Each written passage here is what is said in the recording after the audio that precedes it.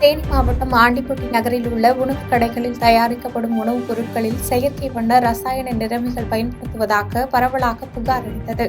இதையடுத்து ஆண்டிப்பட்டி உணவு பாதுகாப்புத்துறை அலுவலர் ஜனகர் ஜோதிநாதன் தலைமையிலான உணவு பாதுகாப்புத்துறை அதிகாரிகள் ஆண்டிப்பட்டி தேனி சாலை மற்றும் வைகை அணை சாலையில் உள்ள 50க்கும் மேற்பட்ட கடைகளில் நேற்று இரவு நேரத்தில் திடீர் சோதனையில் ஈடுபட்டனர்.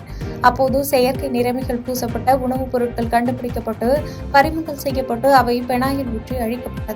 மேலும் செயற்கை நிறமிகள் பயன்படுத்தியது, பிளாஸ்டிக் பைகள் உபயோகப்படுத்தியது உள்ளிட்ட குற்றத்திற்காக 4 கடைகளுக்கு ரூபாய் 10,000 அபராதம் விதிக்கப்பட்டது.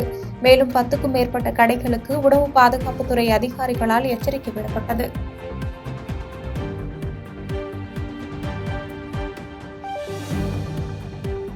பாதகம் செய்பவரை கண்டால் நாம் பயங்கொள்ளலாகாது பாப்பா, மோதி மிதித்து விடு பாப்பா, அவர் முகத்தில் உமிழ்ந்து விடு பாப்பா.